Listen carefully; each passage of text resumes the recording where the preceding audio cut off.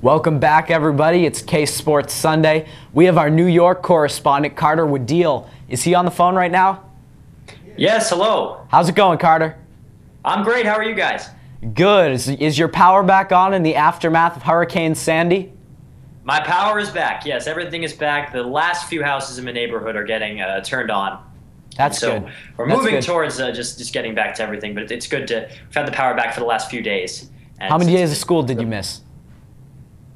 I'm sorry, what was that? How many days of school did you miss? I missed a whole week of school. Yeah, I missed 5 days of school, and then we've already had 3 days where we would have had school canceled, brought back. So it's a net loss of 2 right now, and it means that if we have any more snow days than average, we're going to have an issue. Not too shabby. All right, so I understand you have some talk about MLB free agents for us, people the Red Sox, or in your case, the Yankees could pick up.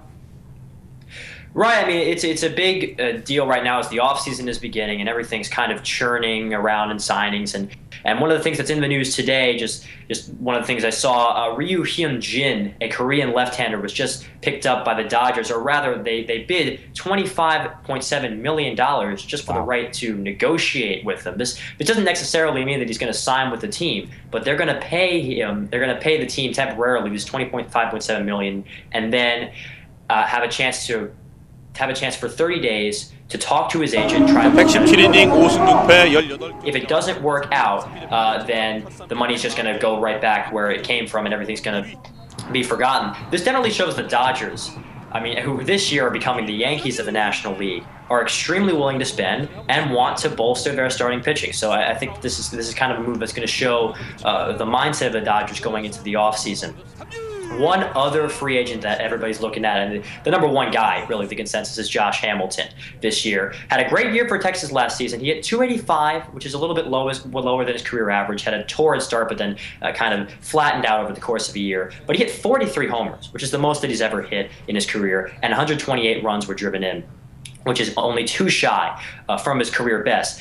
The issue is there's a huge discourse right now between what Texas wants out of a new deal and what Josh Hamilton wants out of his new deal. Josh Hamilton, according to a report by Sports Illustrated, is asking for 7 years and $175 million on his contract. It's not the surprising Rangers, either. according to USA Today, don't even want to sign him for more than 3 years. So there's obviously a huge gap between Hamilton and the Rangers. I don't think he's going to wind up going back there. Other teams that might want him, the Milwaukee Brewers, according to a report by John Heyman of CBSSports.com, have shown great interest in him. But it doesn't really make that much sense to me, because this is a team that walked away from Prince Fielder last offseason and are not.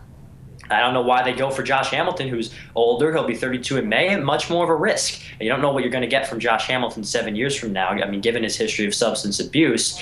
Where I think he's going to wind up, I think it's ironic, but I think he's going to wind up in Seattle. Josh Hamilton is a guy who the Mariners would be definitely willing to spend a ton of money on. They've got the payroll space. They're not going to be worried about the way he is 7 years from now, because they want to contend right now or as soon as possible, because the team is doing awfully. They'll do anything to get back on their feet. So with the fences being moved in at Safeco Field next season, by the way, I think Josh Hamilton is going to wind up there. Other guys that we're looking at, Zach Greinke, who pitched for the Angels last season. The Angels are going to try and get him back. I don't think they will. I think that although the Los Angeles Dodgers and the Rangers are also looking at him, he has some success pitching with Milwaukee in the past. And the bigger issue for Milwaukee, bigger issue than what Josh Hamilton would be if he signed there, is their starting pitching. And I think it will be a great pickup if the Brewers got him, and I think they will.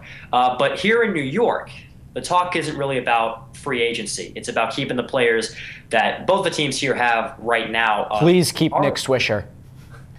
Nick Swisher. Yeah, the Yankees gave Nick Swisher as well as Soriano, Rafael Soriano, and Hiroki Kuroda 1-year deals. Just the 1-year, $13.3 million deal to all of them to see if they would take it, and they all declined it. Swisher is definitely expected to go after a multi-year deal elsewhere. The Yankees are probably not going to keep him. And Rafael Soriano, after getting a taste of being a closer and doing great at it, is probably going to leave. Hiroki Kuroda, though, is probably going to stay in New York. According to David Lennon of Newsday, friends of Kuroda told him that he either wants to stay in the Bronx and pitch there or pitch for the Hiroshima Card back in Japan. He doesn't really want to entertain any other offers. I think he could stay on another one-year deal, but for some more money than the $13.3 million the Yankees just offered him. I mean, he was the best pitcher on the team last season. I could see him going for 17, 18 mil. For the Mets in Flushing, it's R.A. Dickey that they're talking about. The guy isn't a free agent. They just picked up his option for 2013. They're going to pay him $5 million to play if he plays there. But the thing is, Mets general manager Sandy Alderson has not ruled out trading R.A. Dickey, this potential Cy Young Award winner who went 20-6 this season. Sandy Alderson has repeatedly said, although it's not a guaranteed move, the Mets, despite the fact that R.A. Dickey has said he doesn't want to leave, R.A. Dickey said that he understands that the baseball is a business and the Mets don't have anybody in the outfield right now. They could make a decent trade for a guy like Justin Upton or some other players and really become the winners in this. They also give them up for nothing and have it blow up in their face. But that's the kind of the way it is right now. This thing is just it's going to be constantly changing all winter. But that's kind of where the focus is in the baseball offseason right now. Now, Carter, have there been any rumors about Jacoby to the Mets?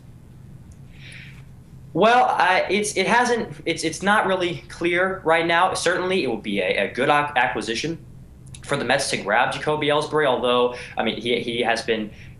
He's had an iffy injury record, but when he's played, he's been phenomenal. I think it would be a great signing if the Mets picked him up because, somebody asked Sandy Alderson a few days back, about his outfield, and he replied, "What outfield? They don't have anybody. They want Lucas Duda, who's coming off an injury and is a first baseman by trade, to play in right. They're trying to make a deal with Scott Harrison to play center or left. They need a great outfielder out there, and that's exactly what Jacoby Ellsbury is."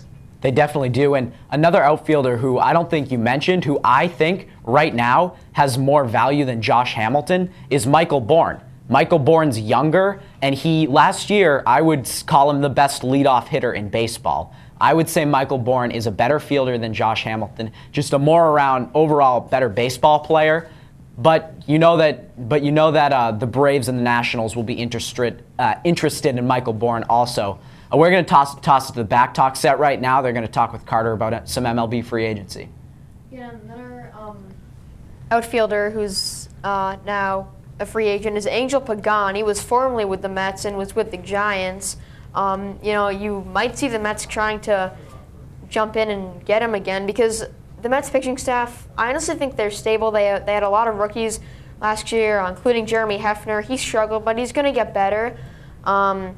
Although they do need some help in their bullpen, so they might move some of those starters like Jeremy Hefner or McHugh to the bullpen. And outfielders, in terms of need for outfield for the Mets, I mean, they struggled with injuries. They're young, they're athletic, but they do need some experience. And I think, Angel Pagan could certainly be a help to them. Even Michael Bourne, although he is a little bit younger, but he's not as young as some of these rookies like Kirk Neuenheitz and Mike Baxter, who the Mets have.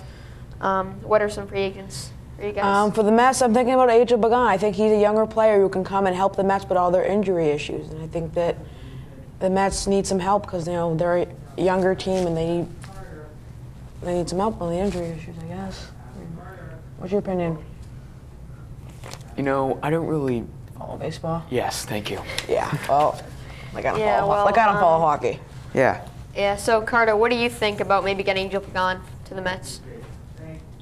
Well, I mean, you're right that it would provide some stability, and the fact that he has spent a few years in Flushing would help in a team that has kind of become a little bit dysfunctional at times. But the outfield right now, Angel Pagan would be a good asset. It would be a stable asset. But I can't help but kind of think maybe the Mets could do better. Maybe not a Michael Bourne or Jacoby Ellsbury. Maybe somebody above the level of Angel Pagan. But if the Mets, if Angel Pagan is going to be a good signing, the Mets could screw it up, and Angel Pagan would definitely not be screwing it up if they manage to get him as they try to rebuild their outfield.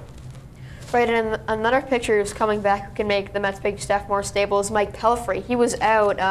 I believe he had Tommy John surgery, so. I think they could either trade one of the rookie pitchers or they could trade R.A. Dickey because with the season he had, I'm sure there's going to be a lot of teams such as, maybe Seattle or the Angels, who maybe need some more pitching stability and some veteran pitchers, they might be able to have some more money to go after Angel Pagan.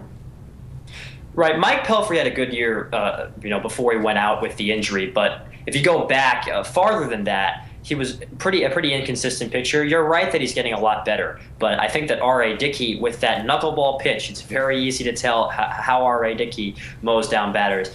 I think that he's a much more stable bet than a guy like Mike Pelfrey. And if the Mets were to go out and trade him, they're taking a risk, because if you're giving the rotation to, Mike Pelfrey and Janice, with Santana there, maybe it's not nearly as good as when you have R.A. Dickey at the helm, as the ace of the staff. So definitely, though, if they can get a good offer from another team, then definitely they could be considered. But right now, the Mets should probably sit tight, because it's a big risk to get R.A. Dickey off of this team.